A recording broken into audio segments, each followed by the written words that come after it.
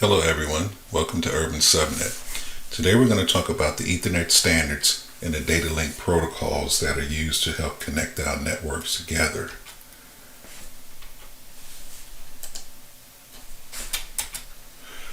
Today's video topics are going to be the Ethernet links and the local area network LAN, otherwise known as the LAN, the 802.3 set of standards for Ethernet, the wired LAN and the wireless LAN, the Ethernet physical layer cables and equipment that are used to connect the cables to certain devices like switches and routers, the UTP copper wire cables, and the fiberglass optical cables. The copper wire cables use electricity or electrical circuits to send data down the network, and the fiberglass optical cables use a laser light to send the data through the network cables or through the optical cable down to the next device. Ethernet uses the data link standards on all physical link technology. This means no matter what kind of cable you're using, whether it's a copper or a fiber, the data link standard is applied to that technology. The physical layer uses copper cables and fiber optic cables to link network nodes together. So the cables actually connect the devices together. Data link uses a header and a trailer in a packet to assist with the function of data transfer. So as you can see down here, we have a packet we shown here, and it has a header and it has a trailer. This does not change no matter what type of cable you're using or how fast the bandwidth on the cable may be. The format of the header and trailer do not change with the cable types or speed like I just mentioned, so that will not change whether you're using a 10 megabyte cable, 100 megabyte cable, or even a 10 gigabyte cable. The Ethernet frame type does not change. UDP, also known as unshielded twisted pair cable.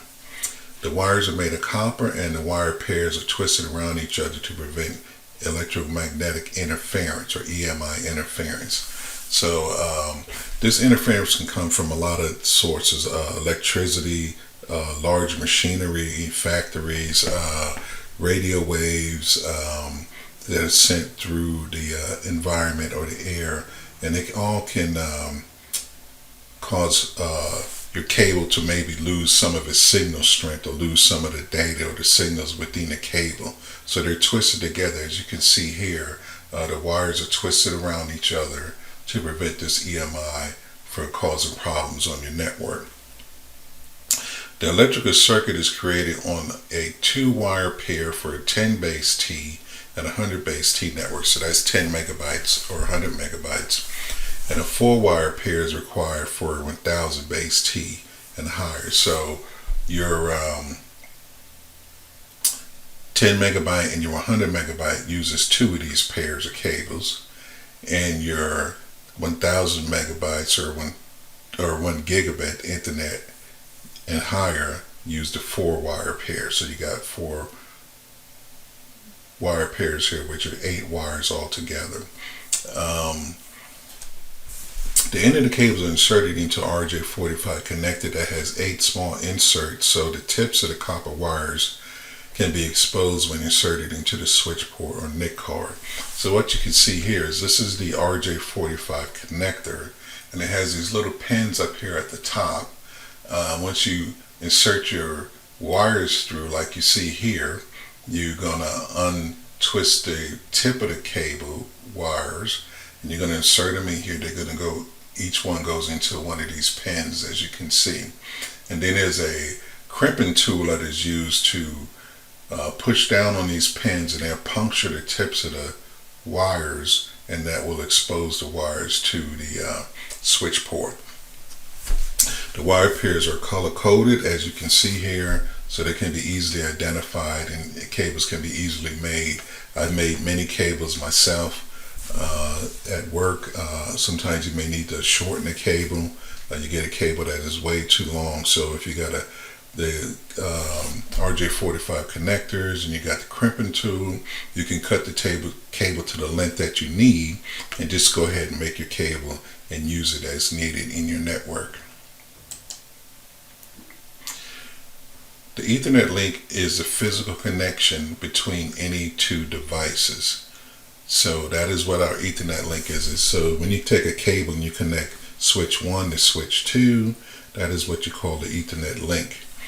The Ethernet switch is an access gateway for most user computers and servers.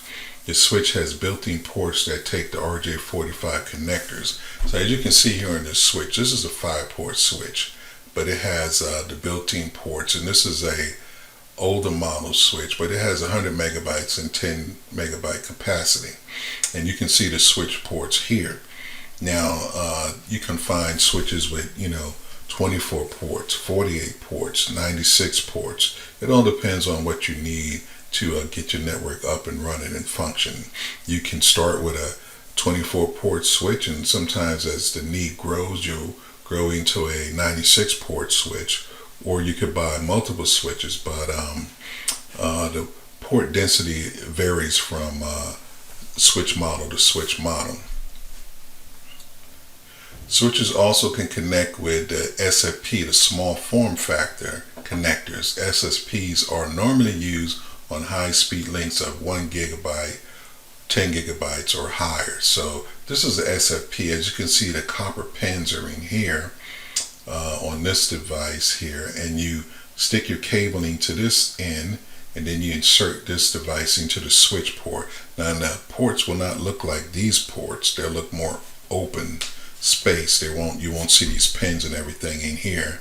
The SFP slides into the port and connects into the back of the switch to make the connection. And the Ethernet frame has the header and the trailer, which is very important as far as for transferring the data from the source to the destination. So let's take a closer look at the frame. First we have the preamble, which is up here at the top, and this is 7 bytes, the preamble, and it's just used for synchronization. And then you have the start of frame delimiter. Start frame delimiter signifies the next byte begins the destination MAC address of the frame. So now once you get here, it's going to signal to the equipment that the next byte will be the start of the destination MAC address. And then of course you have the destination MAC address, you have the source MAC address, and then you have the type, the length/type. The type defines a type of protocol that is used within the packet header. The type of protocol is listed inside the frame, so it tells you the type of protocol that's listed inside of the frame. And that protocol is most likely IPv4 or IPv6 because of the data link frame, or the data link services the network layer, which is the layer above data link.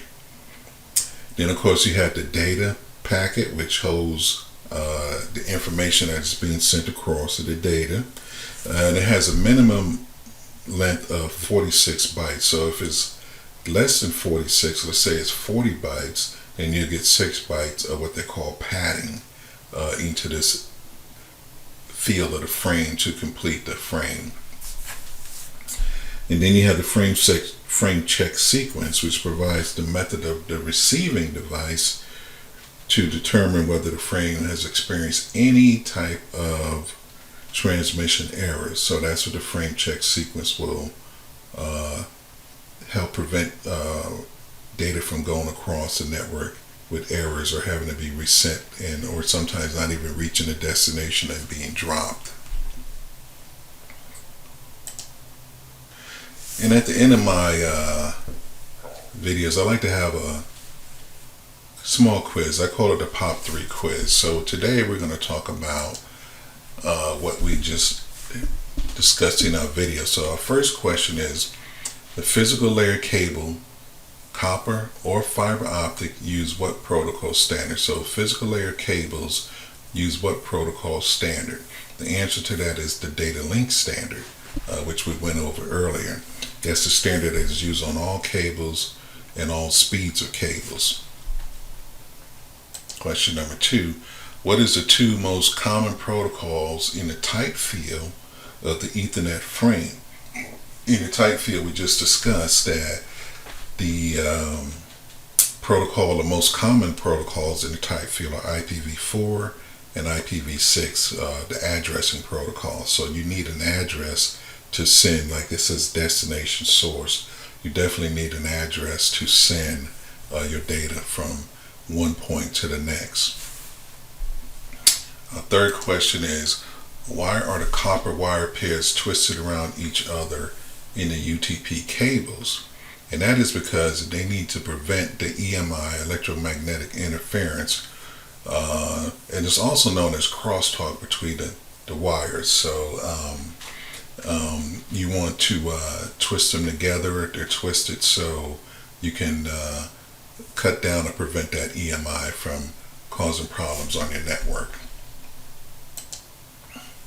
I want to thank everyone for viewing this video, and if you enjoy our videos, please hit the like button and let us know. And you can also subscribe, because we're going to have much more videos to come. I want to thank you again, and have a good day.